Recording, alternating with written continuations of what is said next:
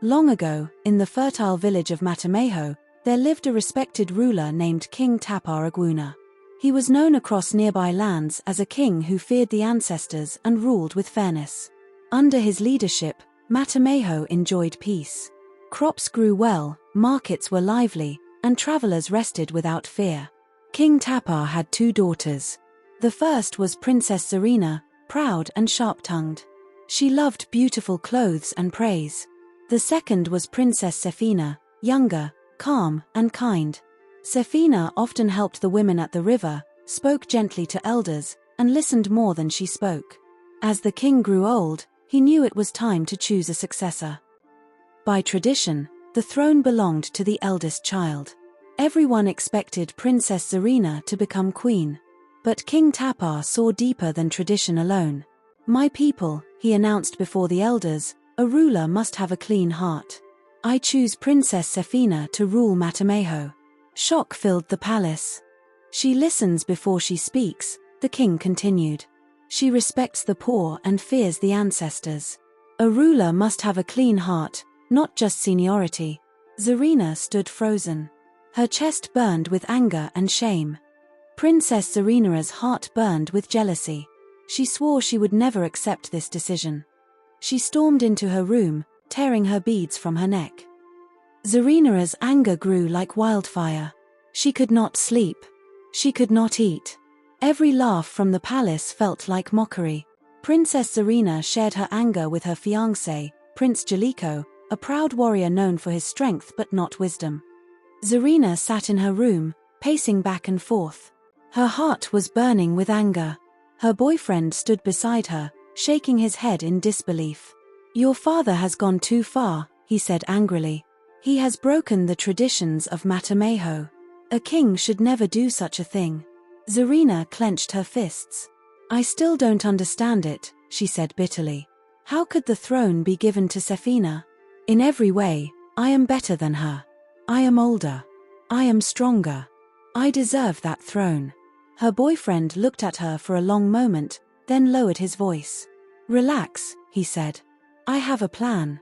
Sefina stopped pacing. "A plan?" she asked. "Yes," he replied. "There is someone deep in the forest who can help us, Rondiwa, the powerful sorceress. If Sefina is removed, the throne will return to you." That same night, they secretly left the palace and walked deep into the forest until they reached a dark hut surrounded by strange symbols. Inside sat Rondiwa, stirring a pot over a fire. After listening to their request, Rondiwa nodded slowly and began to prepare a potion. She added crushed leaves, dark roots, and whispered words that made the fire tremble. When the potion was ready, Rondiwa poured it into a small calabash and handed it to Sefina. "This drink will not kill her," Rondiwa said calmly. "But it will bring a strange illness. Dark marks will cover her body, and fear will turn the people against her." Sefina held the calabash tightly. "Mix this into Sefina's drink," Rondiwa continued. "Give it to her with a smile. Once she drinks it, her fate will change." Sefina nodded slowly, her eyes filled with determination. And so, with poison hidden behind kindness, they returned to the palace ready to set their cruel plan in motion. The next morning, Sefina gave the drink to Sefina in the palace garden. But suddenly, something terrible happened. Sefina screamed as a sharp pain rushed through her body. Dark black spots began to appear on her skin, on her arms, her face, and her legs.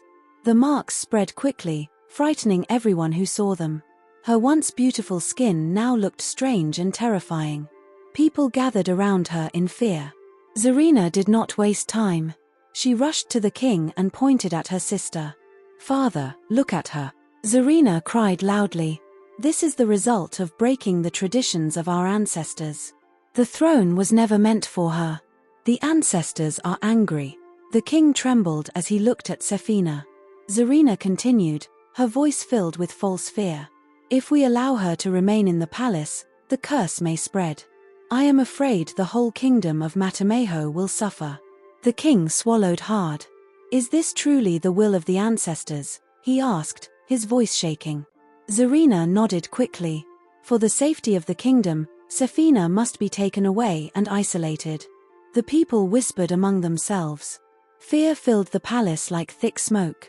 Sefina stood quietly, weak and confused, her body burning with pain. She wanted to speak, but her voice failed her. With a heavy heart and clouded judgment, the king made his decision. To protect the kingdom, he handed the throne to his eldest daughter, Zarina. And so, through fear and lies, the crown changed hands while the innocent princess stood silently, marked by a curse she never deserved. King Tapar ordered Sefina sent away to protect Matemeho. Princess Sefina was escorted out of Matemeho by Elder Batako, the king's most loyal advisor. The journey was long and silent. The forest grew thicker with every step, and the palace drums faded into memory. When they reached a quiet clearing, Elder Batako built a small mud hut with a thatched roof. "This will be your home," he said sadly. "I will bring you food whenever I can." When he left, Sefina sat alone. She cried not because she lost the throne, but because she was betrayed by her own sister. Yet Sefina did not curse anyone. She spoke to the trees. She sang softly. She shared her food with birds and small animals. Slowly, the forest became her companion. But each night, pain filled her body. The sores burned, and tears soaked her mat. Still, she prayed to the Creator and the ancestors for strength. Little did she know, she was not alone. One afternoon, as Sefina bent by the river, filling her calabash with water, the forest suddenly grew quiet. No birds sang. No leaves moved. A strange feeling crawled up her spine. Slowly, she lifted her head, and that was when she felt it. Eyes. Watching her. From the thick branches above, a long-tailed black monkey stepped forward, its gaze fixed on her. It did not run. It did not scream. It simply watched, as if it knew her pain, her story, and her fate. Sefina's heart began to race. Who was this strange creature? Why did it appear at this moment of her suffering? Was it a danger, or the beginning of her rescue? The forest held its breath.